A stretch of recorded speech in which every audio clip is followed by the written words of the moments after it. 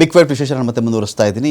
ಈಗ ನಾನು ನಗರ ಸರ್ ನಿಮ್ಮನ್ನು ಕೇಳ್ತೀನಿ, ಇಡೀ ಒಂದು ಕೇಸಲ್ಲಿ ಈಗ ಮಟ್ಟಣ್ಣನವಂತ ಕನ್ಸಿಡರ್ ಮಾಡಿದ್ರೆ ಪೊಲೀಸ್ ಅಧಿಕಾರಿ ಕೆಲಸ ಮಾಡಿದಂಥ ವ್ಯಕ್ತಿ ಮಟ್ಟಣ್ಣನವರು. ಆನಂತರದಲ್ಲಿ ಇನ್ನೊಂದು ಕಡೆ ಚೆಕ್ ಮಾಡಿ ಅವ್ರಿಗೂ ಒಂದು ದೊಡ್ಡ ಲಾಯರ ಸಪೋರ್ಟ್ ಕೂಡ ಒಂದು ಕಡೆ ಇತ್ತು, ತಿಳುವಳಿಕೆ ಇರುತ್ತೆ, ಕಾನೂನು ತಿಳುವಳಿಕೆ ಇರುತ್ತೆ.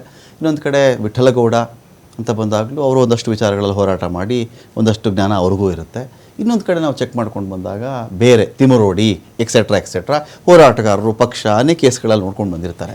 ಇವರೆಲ್ಲ ನಮಗೇನೂ ಕಾನೂನು ಅರಿವಿರಲಿಲ್ಲ, ಇಲ್ಲ ಈ ಒಂದು ವಿಚಾರದಲ್ಲಿ ನಮ್ಗೆ ನ್ಯಾಯ ಸಿಗಬೇಕು ಅಂಥೇಳಿ ಚಿನ್ನಯ್ಯ ನಾನು ಹೋತಿದ್ದೆ ಅನ್ನೋ ವಿಚಾರ ನಮ್ಮ ಕಿವಿಗೆ ಬಿದ್ದು ಆ ಚಿನ್ನ ನಾವು ಮುಂದೆ ಕಳಿಸಿದ್ವಪ್ಪ. ಆ ಮನುಷ್ಯನಿಗೆ ನೈತಿಕ ಮಾನಸಿಕ ಸ್ಥೈರ್ಯ ತುಂಬತಕ್ಕಂಥ ಕೆಲಸ ಅಷ್ಟೇ ನಾವು ಮಾಡಿದ್ದು. ಇದಕ್ಕೆ ನಮ್ಮನ್ನು ಯಾಕೆ ವಿಚಾರಣೆ ಮಾಡ್ತಾ ಇದ್ದಾರೆ ಇವರು ಅನ್ನೋ ಆಯಾಮ ಇದರಲ್ಲಿ ಇದೆಯಾ ಅಂತ ನೋಡಿ. ಚಿನ್ನಯ್ಯನಿಗೆ ಎಷ್ಟು ಜನ ಬಚ್ಚ ಇಲ್ಲ, ಎಷ್ಟು ಜನ ನೆಂಟರಿಲ್ಲ, ಎಷ್ಟು ಜನ ಇಷ್ಟರು ಇಲ್ಲ. ಇವರೇ ಇಷ್ಟು ಸೆಲೆಕ್ಟೆಡ್ ಪೀಪಲ್ ಯಾಕೆ? ಇವ್ರದ್ದು ಇತಿಹಾಸ ಪೂರ್ವಾಪರಗಳನ್ನು ವೆರಿಫೈ ಮಾಡಿ. ನೀವು ಮಟ್ಟಣ್ಣನವರು ಹೇಳಿದ್ರಿ, ಮಟ್ಟಣ್ಣ ಪೊಲೀಸ್ ಆಫೀಸರ್, ವರದಿ ಹಾಕ್ಕೊಂಡಿದ ತಕ್ಷಣ ಅವ್ನು ಪೊಲೀಸ್ ಆಫೀಸರ್ ಆಗಕ್ಕೆ ಸಾಧ್ಯ ಇಲ್ಲ. ಯೂನಿಫಾರ್ಮ್ ಹಾಕೊಂಡ್ರೆ ಅರ್ಥ ಆಯ್ತೇನು? ಆದರೆ ಅವ್ನು ಮಾಡಿದ ಕೆಲಸ ಏನು? ಬಾಂಬ್ ಇಟ್ಟಿದ್ದು. ಅದು ಎಲ್ಲಿ ಅದು ಬಾಂಬ್ ಇಟ್ಟಿದ್ದು? ಶಾಸಕರ ಭವನ. ಹಾಗಂತಂದರೆ ಅರ್ಥ ಏನು? ಎಲ್ಲಿ ನೀವು ಕಾನೂನು ಮಾಡ್ತೀರಿ, ಒಂದು ಅಧಿಕಾರದ ಕೇಂದ್ರ ಬಿಂದು ಇದೆ, ಅಲ್ಲಿ ನೀವು ಬಾಂಬ್ ಬಿಡ್ತೀರಿ ಒಂದು ಅಧಿಕಾರಿಯಾಗಿ ಅಂದರೆ ನೀವು ಭಗತ್ ಸಿಂಗ್ ಬಾಂಬ್ ಎಸ್ತಿದ್ರು ಸದನದಲ್ಲಿ ಅಂತ.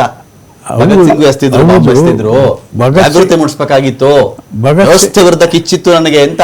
ಭಗತ್ ಸಿಂಗ್ ಮಾಡಿದ್ದು ಯಾರ ವಿರುದ್ಧ? ಬ್ರಿಟಿಷ್. ಇಲ್ಲಿ ಏನಿದೆ, ಇದು ಡೆಮೋಕ್ರಸಿ ತಾನೆ. ನೀನು ಪ್ರಜೆ, ನೀನು ಒಂದು ಅಧಿಕಾರನೂ ಅನುಭವಿಸಿದ್ಯಾ, ನಂತರದಲ್ಲಿ ರಾಜೀನಾಮೆ ಕೊಟ್ಟು ಯಾವುದೋ ಚೇರ್ಮನ್ ಎಲ್ಲ ಆಗಿದ್ಯಾ. ಹಾಗಾದ್ರೆ ಅದೆಲ್ಲ ಸುಳ್ಳೇನಾ? ನಿನ್ನ ಒಂದು ಡೆಮೋಕ್ರೆಟಿಕ್ ರೈಟ್ ಇಂದಾನೇ ನೀನು ಆಗಿದ್ದು. ಅದೇ ಭಗತ್ ಸಿಂಗ್ ಆ ಥರ ಅಲ್ಲ, ನೇಣುಗಂಬಕ್ಕೆ ಹೋದ. ಇವ್ನಿಗೆ ನೇಣು ಹಾಕಿದ್ರೇನಾ? ನೇಣುಗಂಬಕ್ಕೆ ಹೋಗಿಲ್ಲ ಅವರು. ಇವನಿಗೆ ನೇಣು ಹಾಕಿದಾರ? ಫ್ರೀ ಆಗಿಬಿಟ್ಟಿದ್ದಾರೆ ಬಿಕಾಸ್ ಆಫ್ ಡೆಮೋಕ್ರಸಿ.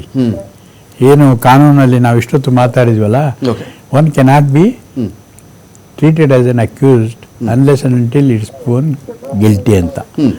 ಇವ್ರಿಗೆ ಇಷ್ಟು ದಿನಗಳ ವಿಚಾರಣೆ ಮಾಡಿದ್ರು ನಗರ ಸರ್, ಇಷ್ಟು ದಿನಗಳ ವಿಚಾರಣೆ ಮಾಡಿದ್ರು ಕೂಡ ಇವ್ರನ್ನ ಯಾರು ಅರೆಸ್ಟ್ ಮಾಡೋ ಮಟ್ಟಕ್ಕೆ ಹೋಗಿಲ್ಲ, ಎಕ್ಸೆಪ್ಟ್ ಚಿನ್ನಯ್ಯ ಫಸ್ಟ್ ಬಂದು ನಾನು ಹೋದಿದ್ದು, ನಾನು ಮಾಡಿದ್ದೆಲ್ಲ ಹೇಳಿದ್ರು ಕೂಡ ಇವರು ವಿಚಾರಣೆ ಕರೆದಿದ್ದಾರೆ. ಬುರುಡೆ ಎಲ್ಲ ತಗೊಂಡೋಗಿದ್ರಿ, ಯಾರ ಮನೇಲಿ ಬುರುಡೆ ಇಟ್ಟಿದ್ರಿ, ಬೆಂಗಳೂರಲ್ಲಿ ಎಲ್ಲಿತ್ತು, ಡೆಲ್ಲಿಲಿ ಎಲ್ಲಿತ್ತು, ಎಲ್ಲ ವಿಚಾರಣೆ ಮಾಡಿದ್ರು ಕೂಡ ಈ ಕೇಸ್ಗೆ ಸಂಬಂಧಪಟ್ಟಂತೆ ವಿಚಾರಣೆಗಳು ತಗೊಂಡಿಲ್ಲ. ತಿಮರೋಡಿ ಅಂತ ಬಂದಾಗ ಅಕ್ರಮ ಶಸ್ತ್ರಾಸ್ತ್ರ, ಅದು ಗನ್ ಸಿಕ್ತು, ಇದು ಸಿಕ್ತು, ಅದೆಲ್ಲ ಇರೋದು ಹೌದಾದ್ರು ಈ ಕೇಸಲ್ಲಿ ಇಲ್ಲಿವರೆಗೂ ಸೋಫಾರ್ ಇವ್ರನ್ನ ಅರೆಸ್ಟ್ ಮಾಡ್ತಾರೆ ಅಂತ ಅನಿಸಿಲ್ಲ ಇಲ್ಲಿ ಯಾರಿಗೂ ಕೂಡ.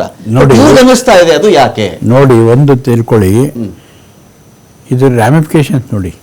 ಡೆಲ್ಲಿಗೆ ಹೋಗಿದ್ದಾರೆ, ಇನ್ನೆಲ್ಲೋ ಚೆನ್ನೈಗೆ ಹೋಗಿದ್ದಾರೆ, ಇನ್ನೆಲ್ಲೋ ಬೇರೆ ಕೇರಳಗೆ ಹೋಗಿದ್ದಾರೆ ಅಂತ ಇಟ್ಕೊಂಡ್ರೆ ಮೇಲ್ನೋಟಕ್ಕೆ ಇಷ್ಟೊಂದು ಕಡೆ ಹೋಗ್ಬೇಕು ಪೊಲೀಸು, ಇಷ್ಟೊಂದು ಸಾಕ್ಷ್ಯಗಳ ಕಲೆಕ್ಟ್ ಮಾಡಬೇಕು. ಏನು ಓಪನ್ ಸೆಟ್ ಕೇಸ್ ಏನಿದೆ? ಇವತ್ತು ಬಂದ ಯಾರೋ ನಂದೊಂದು ಸಾಮಾನು ಕಳ್ತನ ಇದೆ ಸರ್, ಇದೊಂದು ಇನ್ವೆಸ್ಟಿಗೇಷನ್ ಮಾಡಿ ಅಂದರೆ ಸಾಮಾನು ಸಿಕ್ತು, ಕೇಸ್ ಕೋರ್ಟಿಗೆ ಕಳಿಸ್ತು, ಮುಗಿತೇನಾ? ಇಲ್ಲ. ಕೂಡ ಥ್ರೆಡ್ ಬೇರ್, ಒಂದು ಸ್ವಲ್ಪ ಒಂದು ಅಯೋಟ ಆಫ್ ಡೌಟ್ ಬಂದರೂ ಕೂಡ ಅದು ಬಿದ್ದೋಗುತ್ತೆ. ಅದನ್ನು ಗಮನದಲ್ಲಿ ಇಟ್ಕೊಂಡು ಇವರು ಸಾಕಷ್ಟು ರಿಸೋರ್ಸ್ ಕೊಟ್ಟಿದ್ದಾರೆ, ಮ್ಯಾನ್ ಪವರ್ ಕೊಟ್ಟಿದ್ದಾರೆ, ಮನಿ ಪವರ್ ಕೊಟ್ಟಿದ್ದಾರೆ, ಒಂದು ಆಲ್ ಬೇಕಾದಂಥ ಅವ್ರದ್ದು ಏನು ನೆಸೆಸಿಟೀಸ್ ಇದೆ ಅದೆಲ್ಲ ಪ್ರೊವೈಡ್ ಮಾಡಿದ್ದಾರೆ SITಗೆ. ಆದ್ದರಿಂದ they must utilise it for the good. ಯಾವ ಮಟ್ಟದಲ್ಲಿ ಅಂತ ಹೇಳಿದರೆ, ಬಿಕಾಸ್ ಸರ್ಕಾರಕ್ಕೂ ಒಂದು ರೀತಿ ಮುಜುಗರ ಆಗಿದೆ, ಜನಗಳಿಗೂ ಕೂಡ ಒಂಥರ ಭಯ ಆಗಿದೆ. ಆಮೇಲೆ ಅಲ್ಲೊಂದು ಆರ್ಗನೈಸೇಷನ್ ಇದೆ, ಒಂದು ದೇವಸ್ಥಾನದ ಟ್ರಸ್ಟ್ ಇದೆ, ಇನ್ನೊಂದಿದೆ, ಮತ್ತೊಂದಿದೆ, ಅದಕ್ಕೆ ಆದಂಥ ಒಂದು ಪ್ರತಿಷ್ಠೆ ಇದೆ. ಈ ಎಲ್ಲವನ್ನು ಮನಸ್ಸಲ್ಲಿಟ್ಕೊಂಡು ಗಮನದಲ್ಲಿಟ್ಕೊಂಡು ಸರ್ಕಾರ ಮಾಡಿದಂಥ ಒಂದು ಪ್ರಕ್ರಿಯೆ ಇದು.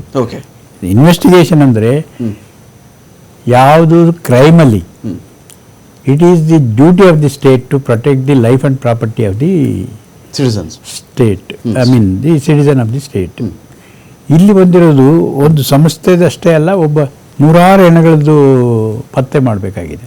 ಹಾಗಾದರೆ ಅದು ಲೈಫಲ್ಲೇನು? ಅದು ತಲೆ ಬುರುಡೆ ಸಿಕ್ಕಿದ ಮೇಲೆ ಅದು ಯಾರ್ದಂತ ಪತ್ತೆ ಮಾಡಬೇಕಲ್ಲ, ಸೈಂಟಿಫಿಕ್ ಆಗಿ ಮಾಡ್ತಾ ಇದ್ದಾರೆ ಅವರು.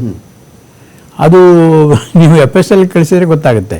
ಒಂದು ಬಾಡಿ ಕಳಿಸಿದ್ರೆ, ಒಂದು ಮೆಟೀರಿಯಲ್ ಕಳಿಸಿದ್ರೆ, ಅದು ಇವತ್ತಿನ ಒಂದು ನಮ್ಮ ರಿಸೋರ್ಸ್ ಪ್ರಕಾರ, ಹ್ಯೂಮನ್ ರಿಸೋರ್ಸ್ ಪ್ರಕಾರ ಭಾಳ ದಿವಸ ಹಿಡಿತದೆ. ಯಾಕಂದ್ರೆ limited people are working on that subject. ನಮ್ಮಾಗೆ ಎಲ್ಲಂದ್ರಲ್ಲಿ ಲಾಠಿ ಇಟ್ಕೊಂಡು ಹೋಗಿ ಬಂದೋಬಸ್ತ್ ಮಾಡಲಿಕ್ಕಲ್ಲ ಅವ್ರು ಇರೋದು. ಟೆಕ್ನಿಕಲ್ ಆಗಿ ಮಾಡಬೇಕು ಮತ್ತು ಪ್ರೊಸೀಜರ್ ಫಾಲೋ ಮಾಡಬೇಕು. Scrupulously they should follow the steps. Scientific ಒಂದು ರಿಸಲ್ಟ್ ಬರಬೇಕಾದ್ರೆ ಅವನು ನಾಳೆ ದಿವಸ ಕೋರ್ಟ್ ಮುಂದೆ ಬಾಕ್ಸಲ್ಲಿ ಹಾಕಿದಾಗ ವಕೀಲರಂತವ್ರು ಕೇಳ್ತಾರೆ, ಪ್ರೊಸೀಜರ್ ಏನು ಮಾಡಿದ್ರಿ, ಎಷ್ಟು ಸತಿ ಟೆಸ್ಟ್ ಮಾಡಿದ್ರಿ, ವಾಟ್ ಆರ್ ದ ಕನ್ಕ್ಲೂಷನ್, 3 ಸಾರಿ ಒಂದೇ ಸಾರಿ ಒಂದೇ ರಿಸಲ್ಟ್ ಬಂತಾ, ಏನು ಬಂತು ಎಲ್ಲ ಕೇಳಿದಾಗ ಬೆಬ್ಬೆ ಅನ್ನೋಕ್ಕಾಗಲ್ಲ. ಬೆಬ್ಬೆ ಅಂದರೆ ಹೋಯ್ತು.